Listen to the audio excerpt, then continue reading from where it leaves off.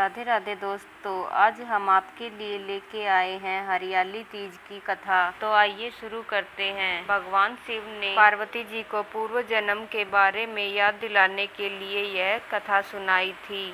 शिव जी कहते हैं कि हे पार्वती, बहुत समय पहले तुमने हिमालय पर मुझे वर के रूप में पाने के लिए घोर तप किया था। इस दौरान तुमने अन्न जल त्याग कर सूखे पत्ते चबाकर दिन व्यतीत किए थे।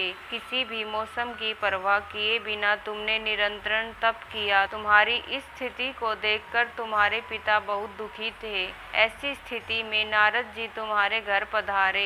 जब तुम्हारे पिता ने नारद जी से उनके आगमन का कारण पूछा तो नारद जी बोले, हे गिरिराज, मैं भगवान विष्णु के भेजने पर यहाँ आया हूँ। आपकी कन्या की घोर तपस्या से प्रसन्न होकर वह उनसे विवाह करना चाहते हैं। इस बारे में आपकी राय जानना चाहता हूँ। नारद जी की बात सुनकर पर्वतराज अति प्रसन्नता के साथ बोले, हे नारद जी, यदि स्वयं भगवान विष्णु मेरी कन्या से विवाह करना चाहते हैं तो इससे बड़ी कोई बात नहीं हो सकती। मैं इस विवाह के लिए तैयार हूँ।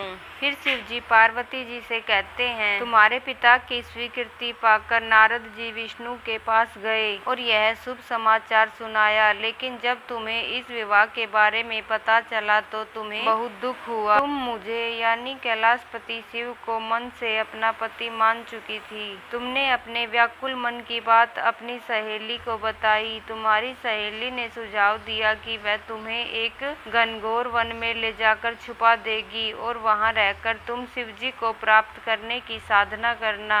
इसके बाद तुम्हारे पिता तुम्हें घर में न पाकर बड़े चिंतित और दुखी हुए। वह सोचने लगे कि यदि विष्णु जी बारात लेकर आ गए और तुम घर पर ना मिली तो क्या होगा। उन्होंने तुम्हारी खोज में धरती पाताल एक करवा दिए, लेकिन तुम ना मिली। तुम वन में एक गुफा के भीतर मेरी आराधना में लीन थी।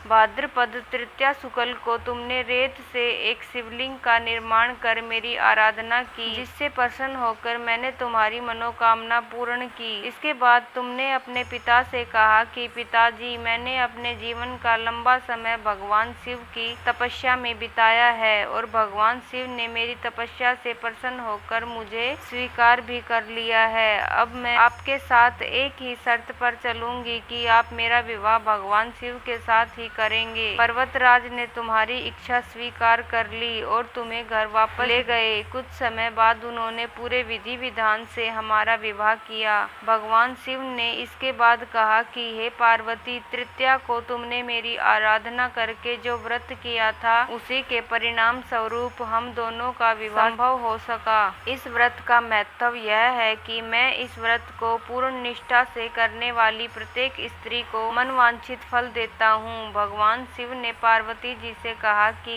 इस व्रत को जो भी स्त्री पूर्ण श्रद्धा से करेगी उसे तुम्हारी तरह अचल सुहाग प्राप्त होगा। ये थी हरियाली तीज की भगवान शिव और माता पार्वती की कहानी। आपको अच्छी लगी तो कमेंट में लिखकर जरूर बताइए और हमारे चैनल को सब्सक्राइब कर लीजिए ताकि आपको आने वाली हर कहानी की नोटिफिकेशन मिल जाए। धन्यवाद दोस्तों कहानी सुनने के लिए।